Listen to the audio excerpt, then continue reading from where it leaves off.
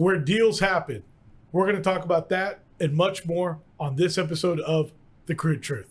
In 1901, at Spindletop Hill near Beaumont, the future of Texas changed dramatically as, like a fountain of fortune, thousands of barrels of oil burst from the earth towards the sky. Soon, Detroit would be cranking out Model Ts by the millions, and America was on the move, thanks to the black gold being produced in Texas. Now, more than a century later, the vehicles are different, but nothing else has truly changed.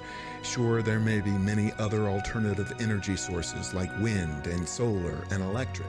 But let's be honest, America depends on oil and entrepreneurs, and if the USA is truly going to be independent, it has to know the crude truth.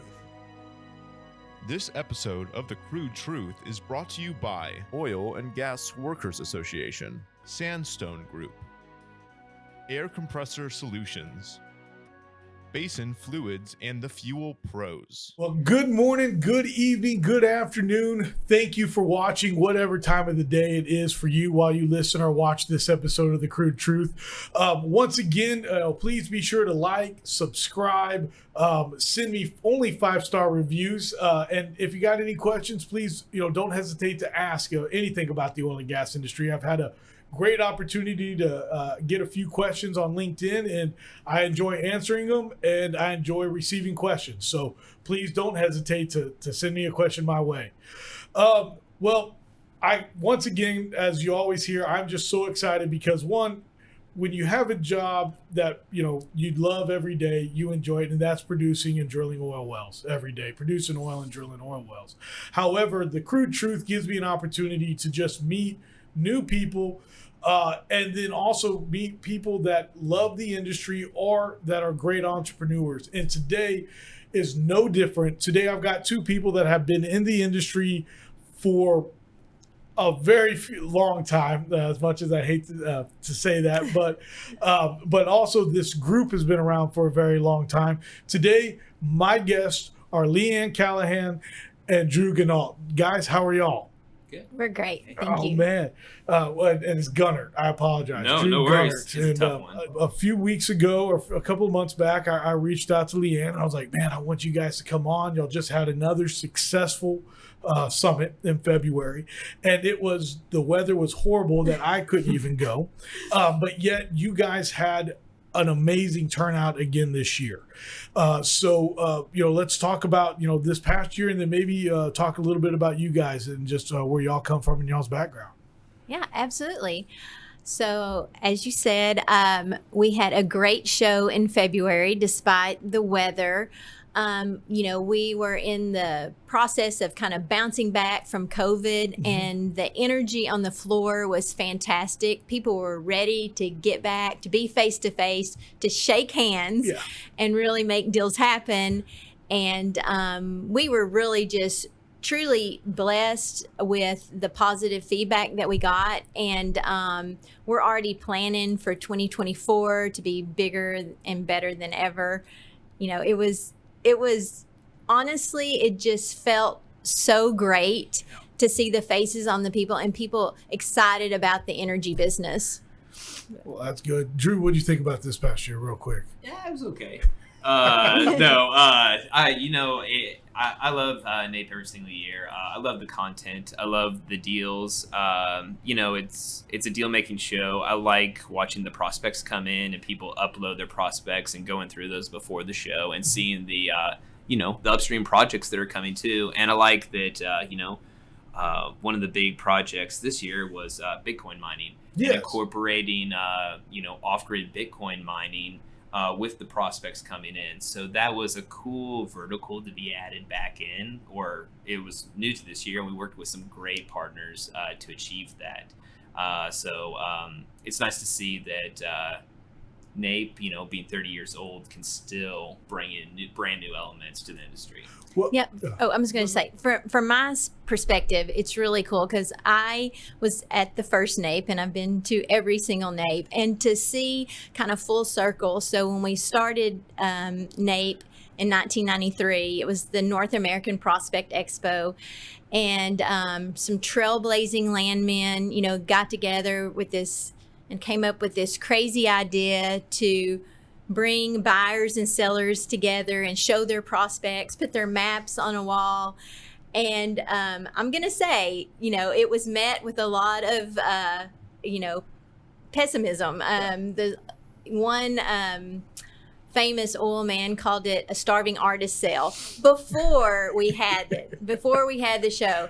So there was a lot of naysayers, but some of our leaders in AAPL, Mike Grimm, Marty Searcy, you probably know these names, and then our Executive Vice President Jack Dieter at the time, who was leading AAPL, they just pushed through, and we had 70 booths and about 700 or 800 people. And then today, pre-COVID, we had 12,000 people. And even this year, with the weather, we were topping over 8,000, and so to see it come full circle, and then we even add elements such as renewables and Bitcoin, and we actually even had a couple of solar deals that were done on the show floor. Not only oil and gas, we're all about energy expansion, and so just as I said before, I'm thrilled that everyone is still excited about coming. I think everyone is, and it is. My father's been in the industry since the late '80s, so it's like NAPE is something that you do. It's like, when is it? Let's go. But you mentioned that you've been there since the first one in 1993. Yes. First of all, I'm not even. There's no way. But let's talk a little bit about how you got started at NAPE, Leanne, and then how that's and go from there. Yeah, absolutely. So I actually am a horned frog. And so I was finishing my studies at TCU, and I was able, one of my instructors helped me get an internship at AAPL. Okay. And it was the American Association of Petroleum Landmen at the time.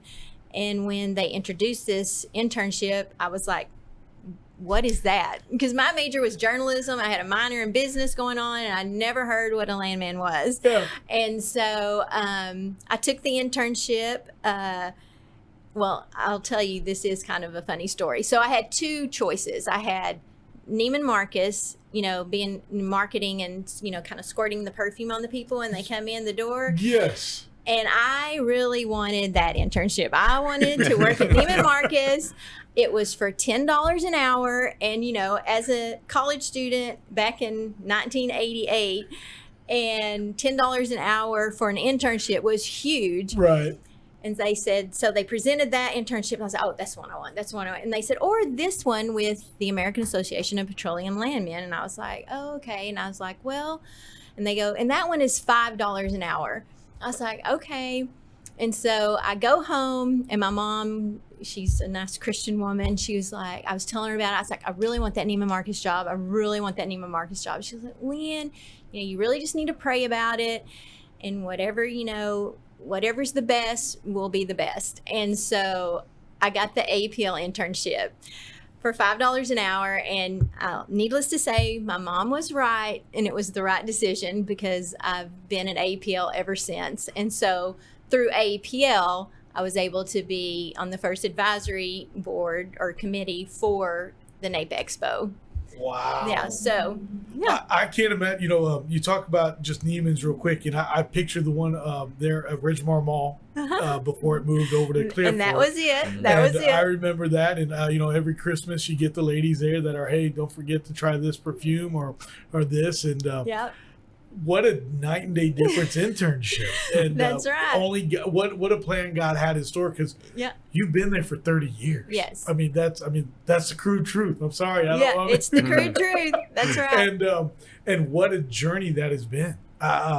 Drew, you haven't been there not quite as long, No. but you've been there also part near 10 years yourself. Yeah, no, it was it was a very interesting time. A lot of graduate college come down here, get a few smaller jobs just, to pay the rent and everything. Yeah. And then, it's during the shale boom and stuff. So everybody was kind of like, oil and gas companies were just like, we're like, hey, you got a college degree? You want to come in here and work for us? So I got a hold of, NAPE got a hold of me during a seminar I was at, and I got up, I think I asked a question, and some of the NAPE employees kind of came up to me afterwards, and they're like, hey, are you looking for opportunities? And I was like, yeah. So they're like, what do you know about upstream oil and gas? And I was like, I don't know anything. But I did have some skill sets and stuff in marketing and advertising that they were looking for, so they could see it applied. But I just took to the industry because it's such, it's such a mythological industry, especially when you are living in Texas. And I'm a Kansas kid, so come from Kansas, and not a huge culture shock, but you come into this agricultural communities to this oil and gas, and it feels different. So you come down here, and I was just open up to NAPE and the prospects and stuff, and I really fell in love with the event element of it and the shows and stuff, and these people bringing these properties to market. And that's really what it is. It's a marketplace. It's not a conference. It's not an expo. At the end of the day, it's people bringing that product to market for the first time, which I think is a very cool element. And you don't see a lot in this modern world, but it definitely still has a place. So I got started with the international element of NAPE, was international business development. And then Leanne had turned me into the operations manager for all of NAPE, and then she turned me into the director of all NAPE. So thank you. And it's a fun working environment stuff. We just think of new elements and what we're not supplying the industry with every single year, and we try to do something new every single year. So it's kind of a mix of fun and functionality.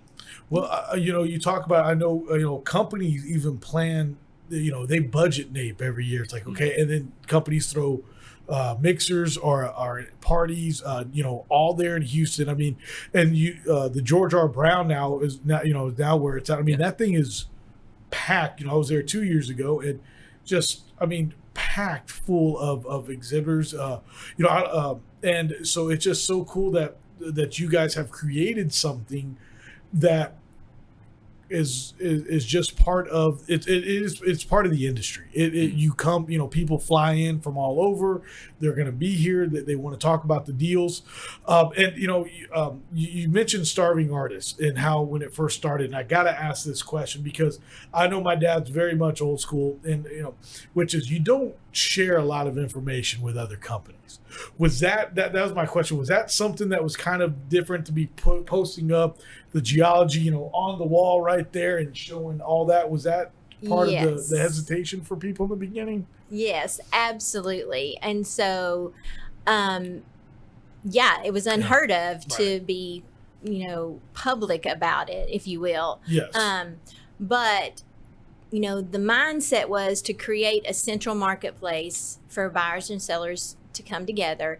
And instead of your dad having to, fly to Oklahoma City, Colorado, come to Dallas, go over to Fort Worth just to show his one deal, go to NAPE and have all of your target market right there in one place in 2 days, and let people that you wouldn't have even thought of see what you have, to show them. Yeah. And so, and of course, we were very diligent about, everyone, it was the first NAPE, everyone, obviously had to sign a SEC statement. We have an SEC disclaimer. You had to show your driver's license when you checked into NAPE. You had to, it was very, still do. It's we still do. now. But it was, we were very conscious of making sure that every company had the privacy that they needed, and that you only had you didn't have quote tire kickers in there in the show, that you only had people that were serious, energy players. Mm-hmm. No, I think that's the difference. You talk about how you had some solar deals closed, and I want to touch on the alternatives here in a minute. But I think there's something fun about finding a deal at NAPE and then going, let's do it, like right there and the thing that kind of comes to mind, and for everybody out there, I'm not trying to compare the two, but I think about a boat show.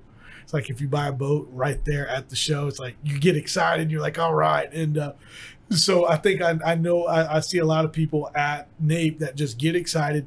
And then you got guys that are just proud of their projects and they believe in what they're doing. And I always like the guys that want the most, like, the companies that are like, oh, no, I want to take 55%. I need 60% of mine. It's like, okay, you believe in what you got. That's me personally. If somebody comes to me and goes, hey, man, I'll keep 20%. I'm like, you not believe in your project? I'm like, what's going on here? And so, but that's a whole other thing on the operating side when I'm looking at deals. You mentioned doing deals on the floor. We actually always have a notary on site. So because there are actual deals, signed, we have meeting rooms, it's very exciting because what you think happens when people, it's not just buying a boat, it's developing jobs and furthering the economy of America. And so it's again, you just have to you got to be there. You got to be there. You just have to be there. And one of the things we kind of take into consideration these past few years, with the energy transition, we look at it as an energy expansion. And so we think of ways, really, at NAPE, we are just trying to help commercialize energy, whether it be oil and gas or solar or wind or whatever. We're just trying to bring the players together. And, you have oil and gas companies utilizing wind and solar. And so we are very pro oil and gas prospect. Don't get me wrong. Right. We are very pro that. But we also want to embrace the opportunities because it's a great opportunity for landmen. Yes. Landmen are positioned perfectly to use their skill sets in all of the different energy sectors. So. Well, you mentioned the just meeting there and being educated. I know this year, and you mentioned you graduated from TCU. I know TCU took a bunch of young college students out there. I think Tom Singh made the drive with a group of them, the dangerous drive from here in the freeze, I guess we'll call it. But no, it is a place where you do have to be there, and there's more than just deals that do get done these days. You got a great opportunity to meet people, to learn. I mean, look at you two. Y'all have been both with NAPE for so long. You don't, first of all, in any kind of career, you don't find people that are there that long anymore, unfortunately. And so for you guys to sit there, tell people, hey, the oil and gas industry is a great long-term place. Y'all mean it. And hey, it's a great place to network and it's a great place to be as a whole. Y'all mean it because y'all live it every day, because I think y'all are with NAPE, and I think that's so cool, Drew. Well, yeah. And I mean, I think coming into the industry, you don't know, like I said, is, coming in younger and, not from like an energy industry state. Like I was, it's a very intimidating thing, but then you get to know the people and stuff, and you realize like the people are so great in the energy industry, especially oil and gas, and they're so accommodating and they're so down to earth, and they're great stewards of this great power, this oil and gas. And that's what I try to tell people. And just like, these are very ethical, sound people that are taking care of this and take it very serious and make it as safe and as functional as possible. And to your point about NAPE and stuff, kind of expanding, it's, we talk about the deals, but then, every year we try to add something. So we also think about other deals, like, we started implementing the job fair. Right. Now we have a lot of freshly MBA students, which will join their ranks, come to look for jobs at NAPE. It's the business conference, it's the icebreaker, it's the cocktail reception, it's the lunches and everything like that. And that's all included into your pass. And then it's ending it with the sweepstakes. We always give away a vehicle to end it in a very fun way. So, I mean, there's so many different elements, and we keep adding more elements. Sometimes it boggles my mind that we do all that within 72 hours. Yeah, it's a whirlwind. It is. It's a whirlwind. And I know in my younger days, the 72 hours was a lot easier. And then they got a little harder to where then it was like, all right, I'm going to eat dinner and go to sleep now. and then I'll be ready. It is interesting to feel that transition. Yeah. And but you talk about all the great things y'all are doing there at NAPE, but there's also a lot of stuff that y'all do behind the scenes after NAPE that y'all are doing for the industry, Drew. And I'd like to tell people about that if you don't mind, because there's so much that you guys are doing behind the scenes, because you guys, a lot of people, I don't know, I'm glad y'all are here, because I don't know how many people truly have had an opportunity to meet you guys, know of you two, because y'all are walking around, y'all are doing stuff the entire time NAPE is going on. So thank y'all again for coming on the show. But now going back, talk about all the great things that y'all are doing for different organizations and all that. Absolutely. NAPE is, it's always interesting to see what people think of NAPE and stuff, because it has great branding. It's a great setup. I feel like we run pretty efficiently, and the organization's great to work with. But, a lot of people don't know is that, NAPE is really a nonprofit for the industry is a good way to put it. It's like, we take all the sponsorship, all the exhibit sale, all the revenue from NAPE and stuff. We take that net and then we give it to our partner organizations, AAPG, AAPL, IPAA, SEG. And then what they do is that they support programs for the industry. So it always makes me have a good feeling of what we're doing at NAPE is that, everybody that goes there and spends money with it, that money goes back to them. It helps them, if you're a landman, it helps you do your profession. If you're a geologist, geoscientist, independent petroleum provider and stuff, we help you with that funding and those partnerships we have with those organizations. So it's a good feeling that NAPE is very purposeful and stuff, and we support the industry that supports us. It's kind of like a circle of life type thing. Right. Yeah. That's what's really unique about NAPE is that NAPE is brought to you by 4 nonprofit organizations, as Drew mentioned, AAPL, IPAA, SEG, and APG, and all the profits go back to those organizations for education, publications, advocacy. I mean, we are huge with government, keeping up with government relations and legislative and regulatory issues. Yes. We have a government affairs person on staff that helps with those issues for landmen. IPAA is up in Washington, and they do tremendous work. And again, SEG for the geophysicists. Excuse me, it's very hard to say. You may have to edit that. No. SEG, and then AAPG, of course, the geologists. And so, all of our profit goes back. So we start back fresh at ground zero the day after the show. Just good old-fashioned zero-based budgets. Yeah. But speaking of that, our renewals for 2024, everybody's so excited. Look great. Yes. If you go on our website and look at the show floor, it's incredible. You also are doing stuff on the international level too, as well. Is that correct, Drew? Yeah, we'll have a brand new sponsor coming in. It's a delegation from the countries of Africa. They're going to come in, and they're going to be sharing leasing rounds that they'll be having coming up in 2024. So we're super excited about that. With COVID, it really hurt our international people from traveling to the show. So it's nice to see them coming back in 24 and already making that advanced planning this early. So we're looking forward to seeing a lot of leasing rounds and a lot of prospect previews and prospect listings from those countries. Well, and then Leanne, you also mentioned not only were they already signed up, but you've got so many people already registering or getting a booth for 2024, which is still over 6 months away.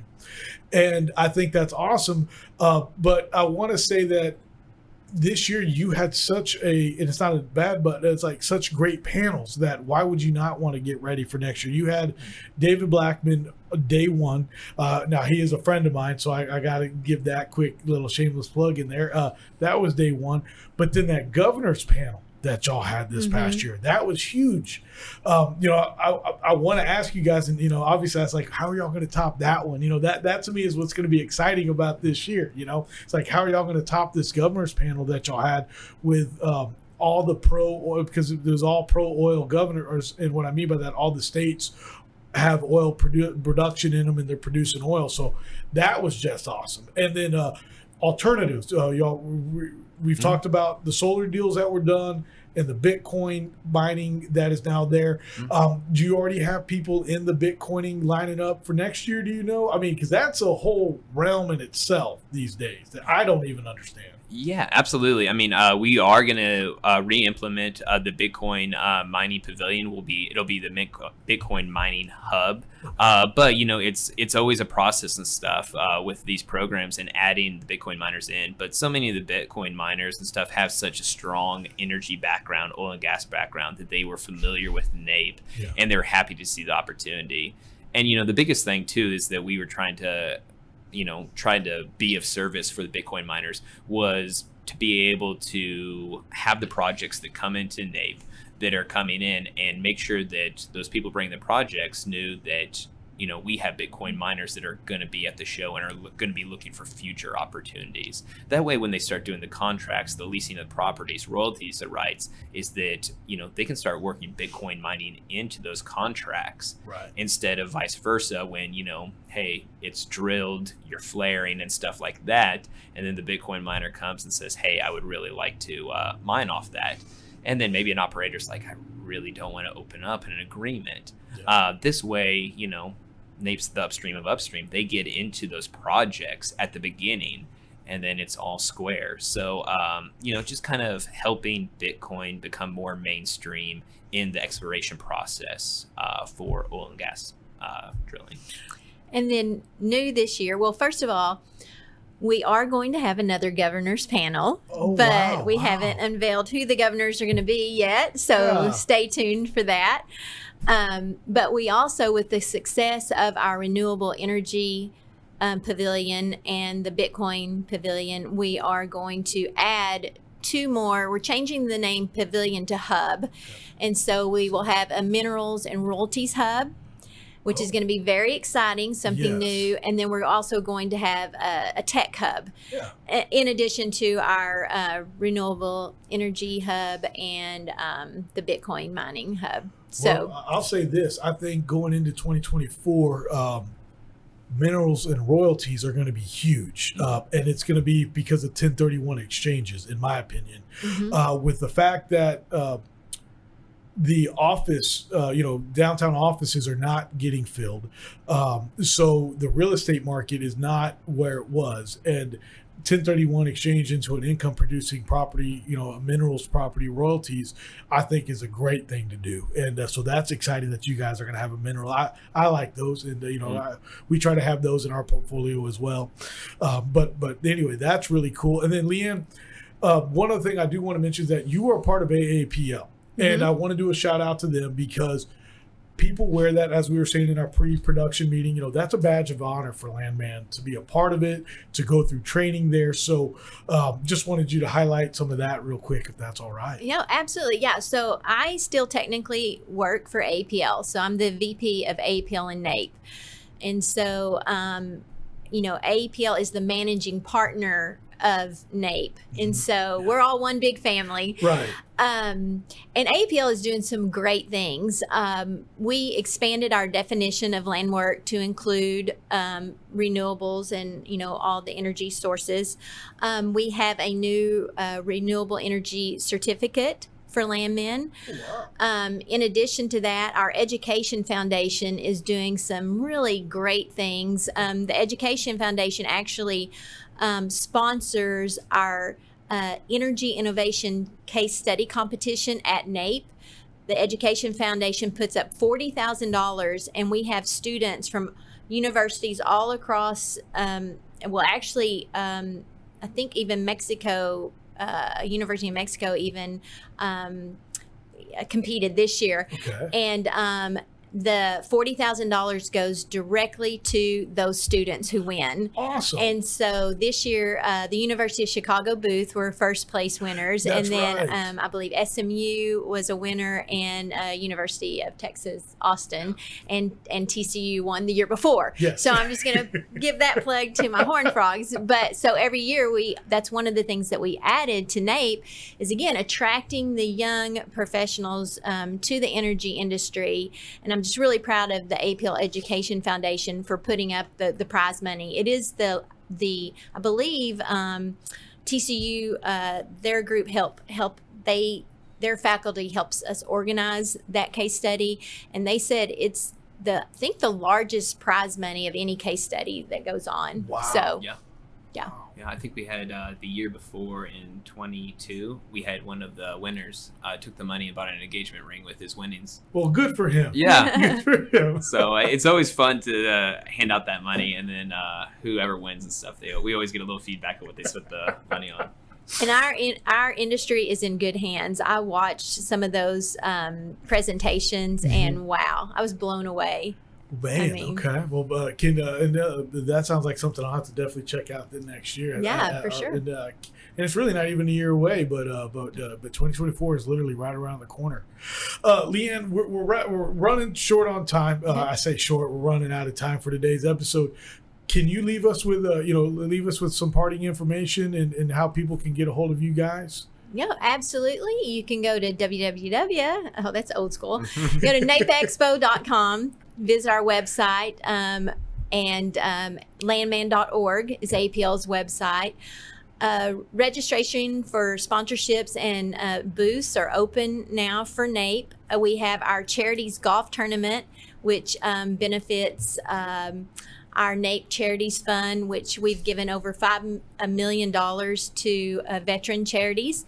So that will happen in October. APL is hosting, in conjunction with that golf tournament, a Women's Energy Institute that's going to be fabulous. And so check out our websites. Just contact us at APL. Just call us, and we'll give you anything you need and get you registered or anything else you need. Okay. And Drew, what about you? NAPE 24, February 7th through the 9th, GRB Convention Center, as always. And you can always get us on LinkedIn, Twitter, Facebook, Instagram. Message us, and we're always checking our feeds. Well, guys, again, I cannot thank you guys enough for coming on this episode of The Crude Truth. Again, Drew Guntert, Director of NAPE. Leanne Callihan, Vice President of NAPE and AAPL. You guys, thank y'all again for coming on, and we'll see you here next time on another episode of The Crude Truth. This episode of The Crude Truth is brought to you by Oil and Gas Workers Association, Sandstone Group, Air Compressor Solutions, Basin Fluids, and the Fuel Pros. The easiest way to start your own podcast and TV show? Real News Communications Network. Stand out from your competition. Produce streams of high-quality social media content. Become a thought leader in your industry. With RNCN, you get to be the host. We handle everything else. Tour one of our 3 locations in Dallas, Fort Worth, and the Colony. Call 972-402-6333 or visit launchashow.com to find out more.